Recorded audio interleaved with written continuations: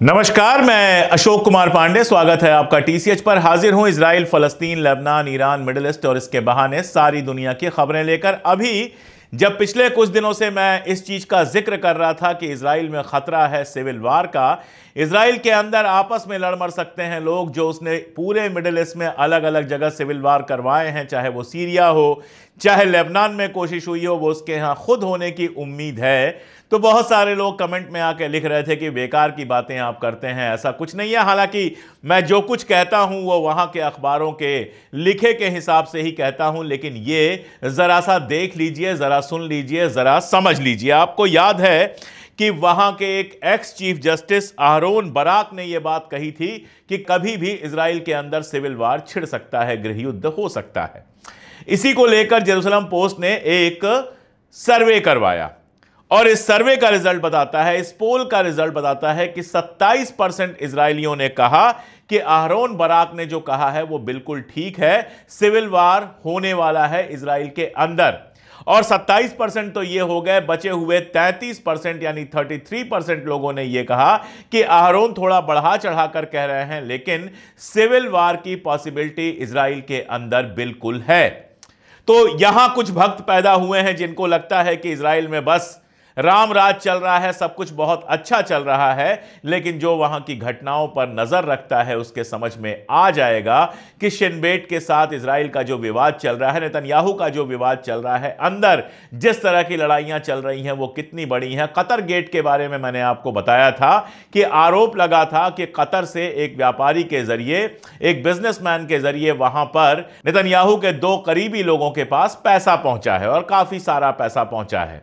और खबर यह आई थी कि कतर ने यह पैसा इसलिए दिया था, या कतर के साथ पैसे का यह खेल इसलिए हुआ था ताकि कतर को यह रोल दिया जाए वहां पर मीडिएट करने का, जो हमास और इजराइल के बीच में बातचीत हो रही है। हालांकि कतर ने इससे इंकार किया है, लेकिन याद कीजिए कल इजराइल ने कहा था कि कतर हमारा दुश्मन नहीं है, कतर हमारा दोस्त है। और ग्रीस के अंदर हवाई जो प्रैक्टिस हो रही है उसमें कतर भी शामिल हुआ था इजराइल के साथ।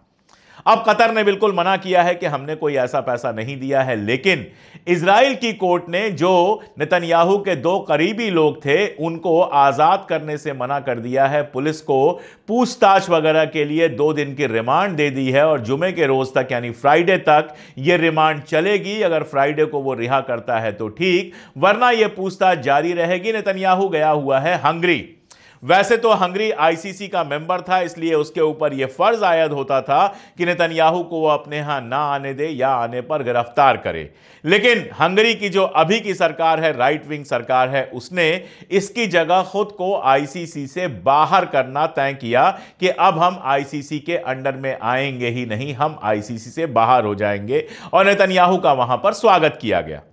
अब नेतन्याहू के चक्कर में ये आईसीसी से बाहर तो आ गए हैं, आईसीसी ने इनके ऊपर सैंक्शन और बढ़ा दिए हैं। कल को जब किसी तकलीफ में फंसेंगे तो इनके पास कोई इंटरनेशनल कोर्ट नहीं होगा जहां पर जाकर ये अपनी अर्जी कर पाएं। लेकिन फिलहाल तो ठीक है भाई, नेतन्याहू है, अमेरिका है, पैसा है, तो हंगरी आईसीसी से बाहर हो गया है। नेतन्याहू वहां गए हुए हैं और खबर यह आ रही है, एक्सियोस ने कल यह खबर की है कि 1 हफ्ते के अंदर यानी अगले हफ्ते नेतन्याहू अमेरिका भी जाने वाले हैं। इसी बीच में एक बयान आया है ट्रंप का। ट्रंप ने कहा है कि गजा के अंदर जो है बहुत खून खराबा चल रहा है, बहुत लंबे वक्त से सीज में है गजा और वहां खून खराबा चल रहा है। मैं चाहता हूं कि वहां पर शांति हो जाए और उसकी समस्या को जल्दी से जल्दी सुलझाया जाए। अगर आप ये चाहते तो रोज बरोज आप इजराइल को हथियार नहीं भेजते। बर्नी सैंडर्स और बहुत सारे जो सांसद हैं वो लेकर प्रस्ताव ये आए थे कि इजराइल को हथियार भेजना बंद हो, लेकिन ट्रंप के सेनेट ने बहुमत से इजराइल को हथियार भेजने की इजाजत दे दी है। और जब तक आप इजराइल को हथियार भेजते रहेंगे तब तक आप किसी भी तरीके से गजा में शांति नहीं कर पाएंगे। आपको जो लगता है कि आप सबको बाहर निकालकर रिविएरा बना देंगे, आप निकाल दीजिए सबको बाहर और बना लीजिए रिविएरा, उसके बाद भी फलस्तीन की जंग चलती रहेगी। ये नोट करके आप रख लीजिए। आपकी कुर्सी आज है, कल नहीं रहेगी। वैसे भी आपका ये लास्ट टर्म है, 4 साल बाद आप दोबारा राष्ट्रपति नहीं बन पाएंगे। हालांकि ये बात कर रहे हैं कि हम कानून को बदल देंगे ताकि 4 साल बाद भी हम राष्ट्रपति बने रहें। हर तानाशाह को यही लगता है कि वो जब तक जिंदा रहे, जब तक उसकी सांसें चलती रहें, तब तक वो कुर्सी पर बैठा रहे। लेकिन अमेरिकी जनता के भीतर भी बहुत सारी चीजें आगे पीछे हो रही हैं। टैरिफ का जो सवाल आया, जो इन्होंने टैरिफ लगाया, उसके बाद सबसे पहला किसी का नुकसान हुआ है तो वो अमेरिका का हुआ है। अमेरिका का मार्केट कल धड़ाम से गिरा है और ट्रिलियंस गिर गए हैं। आप सोचिए इस आदमी के पागलपन की हद। इसने ऑस्ट्रेलिया के एक ऐसे द्वीप पर भी टैरिफ लगा दिया जहां इंसान रहते ही नहीं है, जहां कोई व्यापार नहीं होता है, उसके ऊपर भी इसने टैरिफ लगा दिया। आप समझ सकते हैं कि अमेरिका ने एक पागल आदमी को सर पे बिठा लिया है। वो दुनिया का क्या करेगा कोई कुछ नहीं जानता। ईरान के साथ लगातार जंग की धमकियां दी जा रही हैं। ट्रंप लगातार धमकियां दे रहा है ईरान को। रशिया का एक बयान आया है और बहुत इंपॉर्टेंट बयान आया है। रशिया ने यह कहा है कि अमेरिका की ईरान पर जो धमकी है वो अनएक्सेप्टेबल है, यानी उसको किसी भी हाल में स्वीकार नहीं किया जा सकता। वो धमकी बिल्कुल भी गलत है। रशिया पहले भी लगातार ईरान के साथ खड़ा रहा है। इधर ईरान पहुंचा है जो शंघाई ग्रुप है, यानी चाइना और उसके दोस्तों का जो ग्रुप है, वहां पहुंचा है और उनसे यह अपील की है कि आप भी अमेरिका को रोकने की कोशिश करें। चाइना पहले भी ईरान के समर्थन में बयान दे चुका है और आगे भी लगता यही है कि वो अमेरिका के खिलाफ ही खड़ा रहेगा। उधर चाइना खुद ताइवान पर कब्जा करने की तैयारी कर रहा है। ताइवान पे किसी हमले का सीधा मतलब है अमेरिका पर हमला, क्योंकि ताइवान एक तरह से अपनी सिक्योरिटी के लिए पूरी तरह से अमेरिका के ऊपर निर्भर है। तो दुनिया में हालात बहुत तेजी से बदल रहे हैं। कल क्या होगा कोई कुछ नहीं जानता। इजरायली अखबार अपना घूम फिर के एजेंडा चला रहे हैं। खबर छपी है और वो खबर जाहिर तौर पे आज कई सारे यूट्यूबर यूज भी करेंगे कि यमन से ईरान ने अपनी आर्मी हटानी शुरू कर दी है और इस खबर को ऐसे पेश किया गया है जैसे हूथी के खिलाफ हो गया है ईरान। हकीकत यह है कि जंग का खतरा ईरान के सामने बहुत क्लियर है, इसलिए हूथी में जो उसकी आर्मी थी उसका एक हिस्सा उसने ईरान में बुला लिया है, क्योंकि ईरान में जो लड़ाई होगी वो आमने सामने की लड़ाई होगी। यह हकीकत है, लेकिन इसको पेश ऐसे किया गया जैसे हूथी से हाथ खींच लिया हो ईरान ने। आपको मैं एक बात बताऊं, एक चार्ट मैं आपको दिखा रहा हूं कि मिडिल ईस्ट में कहां कहां अमेरिका की कितनी चौकियां हैं। कुवैत में 5 बेसेस हैं अमेरिका के, कतर में 2 हैं, सऊदी अरबिया में 2 हैं, टर्की में 2 हैं, ओमान में 2 हैं, यूएई में 1 है, बहरीन में 1 है, जॉर्डन में 1 है, सीरिया में 3 बेसेस हैं और इराक में 2 बेसेस हैं। बहुत क्लियर सी बात है कि अगर लड़ाई होती है, अगर जंग होती है तो ईरान सबसे पहले इन बेसेस के ऊपर हमला करेगा। जो उसके आसपास के बेस हैं जैसे कि Saudi Arabia, Qatar, Kuwait, Oman का, यूएई का, बहरीन का, जॉर्डन का, सीरिया का, इन बेसिस पर निश्चित तौर पर आक्रमण करेगा ईरान। इसके लिए उसको पूरी अपनी ताकत की जरूरत है, जिसकी वजह से यहां वहां से अपनी आर्मी को ईरान इकट्ठा कर रहा है अपने मुल्क के अंदर, जो बिल्कुल वाजिब भी है और जो बिल्कुल स्वाभाविक भी है। दूसरी तरफ जो बवाल चल रहा है वो सीरिया के अंदर चल रहा है। बवाल भले सीरिया के अंदर चल रहा है, लेकिन बवाल है इजराइल और टर्की का। मैंने आपको बताया था कि टर्की से इजराइल और अमेरिका को सिर्फ इतना ही काम था कि किसी तरह से असद को कुर्सी से हटा दिया जाए। जब असद का वक्त था उस समय राइटर्स का एक न्यूज मैं आपको दिखा रहा हूं, जिसमें कहा गया था कि इजराइल ने अपना प्लेन भेजा सीरिया के ऊपर तो सीरिया ने वो प्लेन उड़ा दिया, क्योंकि सीरिया के पास अपना एयर डिफेंस था। इजराइल हिम्मत नहीं कर पाता था सीरिया के ऊपर हमला करने का।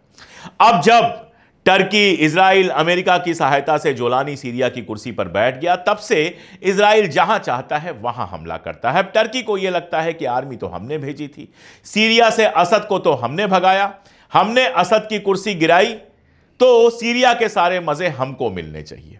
T4 पे कब्जे का बड़ा मन था टर्की का, एर्दोगान का, लेकिन T4 पे कल ही मैंने आपको बताया इजराइल ने हमला कर दिया और बुरा हमला किया। दरअसल असद के जाने के बाद इजराइल ने किया क्या है, सीरिया के पास जितना डिफेंस था सबको खत्म कर दिया है और जोलानी ने वो सब कुछ आंख मूंद के देखा है। बदले में हमला करने की जगह उसने सीरिया का सारा डिफेंस, सीरिया की सारी आर्मी, सीरिया के सारे हथियार चुपचाप अपनी आंखों के सामने खत्म होते हुए देखे हैं। और टर्की को लग रहा था कि ठीक है, सदर्न वाला हिस्सा जो है वो इजराइल ले ले, नॉर्थ वाला हिस्सा और दमास्कस ये सब तो हमारे पास होगा, जो T4 वगैरह है उस पे हम कब्जा कर लेंगे। लेकिन इजराइल टर्की को कोई मौका देना नहीं चाहता है और मैंने कल आपको बताया था कि अब इजराइल कह रहा है कि टर्की जो है वो इस्लामिक, जो आप कह सकते हैं आतंकवाद है, उसका केंद्र है।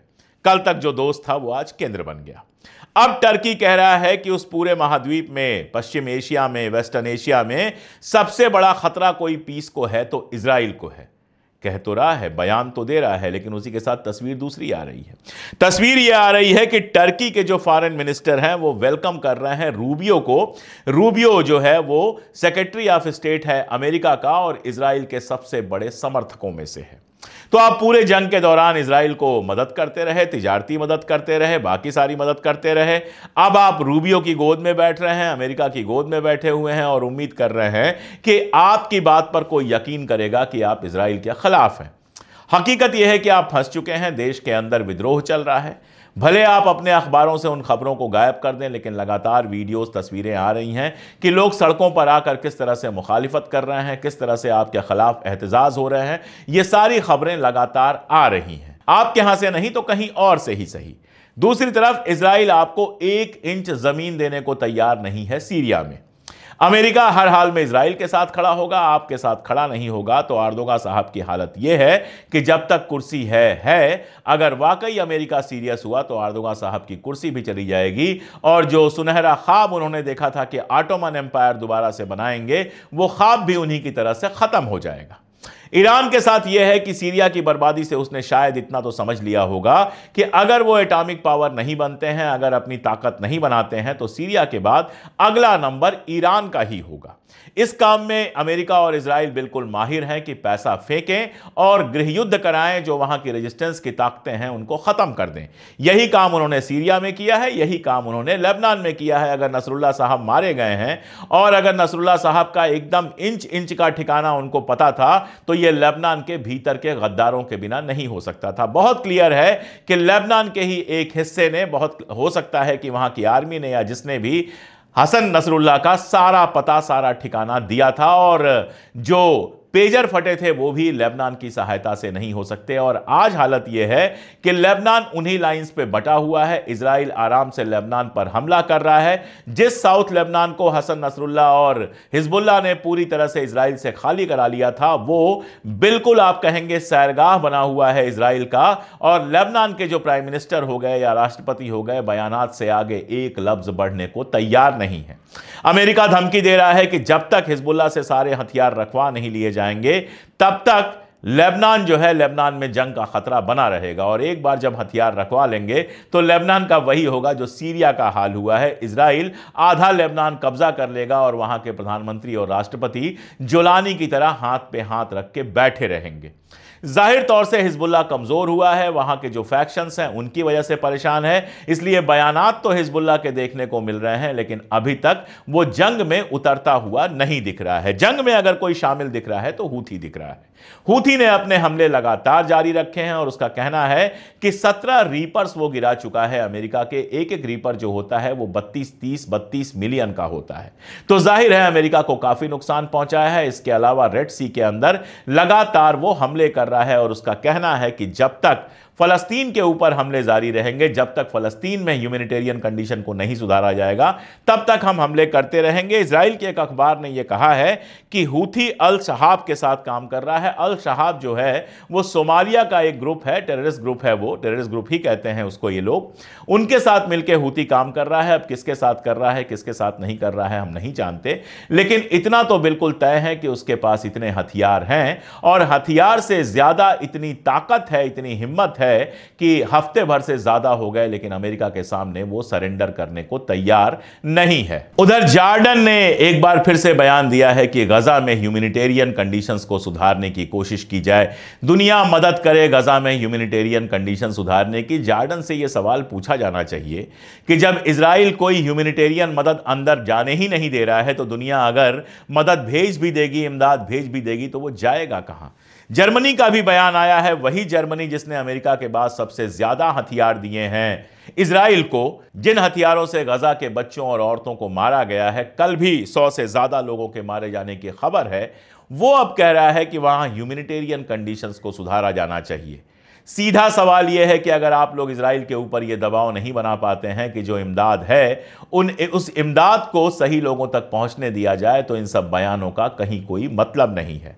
हालात यह है कि यूएन के 15 लोगों को मार दिया गया और इजराइल कह रहा है हम इसकी जांच कर रहे हैं, तुम ही मारोगे और तुम ही जांच करोगे। यूएन ने कहा इसकी इंडिपेंडेंट जांच होनी चाहिए। इस पर अमेरिका से लेकर जर्मनी से लेकर जॉर्डन तक सबने मुंह सिल लिया है। इजराइल के जो वार क्राइम्स हैं उनकी जांच कराने के लिए कहीं कोई तैयार नहीं है।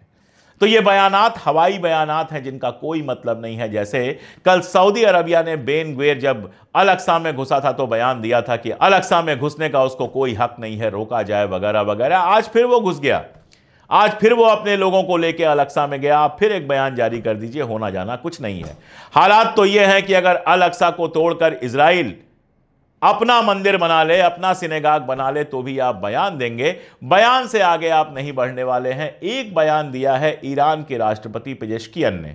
उन्होंने कहा है कि अगर सारे मुस्लिम देश एक हो जाएं तो कोई हमारा दमन नहीं कर पाएगा। इसको सुन के भी हंसी ही आती है। अगर ईरान अपने आसपास देखे तो उसके साथ मुस्लिम देश नहीं खड़े हैं, उसके साथ अरब मुल्क नहीं खड़े हैं। उसके साथ अगर खड़ा है थोड़ा बहुत कोई, तो रशिया और चाइना खड़े हैं, जो और कुछ भी हो सकते हैं, मुस्लिम मुल्क नहीं है। तो मुस्लिम मुल्कों के एक होने की बात ईरान भले कर रहा हो, लेकिन उसको खुद भी पता होगा कि ऐसा कुछ नहीं होने वाला है। अरब मुल्क बुरी तरह से बटे पड़े हैं, पूरी हिस्ट्री में आपस में लड़े मरे हैं और अब भी आपस में दुश्मनी ज्यादा है, इजराइल से दुश्मनी कम है। कल बात हुई है सऊदी अरबिया के जो क्राउन प्रिंस हैं उनकी और पेजेश्कियन की बात हुई है। क्या बात हुई है हम नहीं जानते। उसके बाद शांति वगैरह का कुछ बयान आया है। ईरान ने कहा है हम किसी से जंग नहीं चाहते, लेकिन असल में क्या बात हुई है, क्यों बात हुई है, उसमें फलस्तीन का मुद्दा आया है कि नहीं आया है, इस बारे में कोई डिटेल ईरान के अखबारों में भी नहीं है और दूसरी जगहों पर भी नहीं है। बयान सार का भी एक आया है। सार जो वहां का डिफेंस मिनिस्टर है, उसका बयान आया है। उसने कहा कि कल जंग बंद हो सकती है अगर हमास सारे होस्टेजेस को सौंप दे और हमास के सारे लोग गजा छोड़कर चले जाएं। बड़ी अच्छी बात है।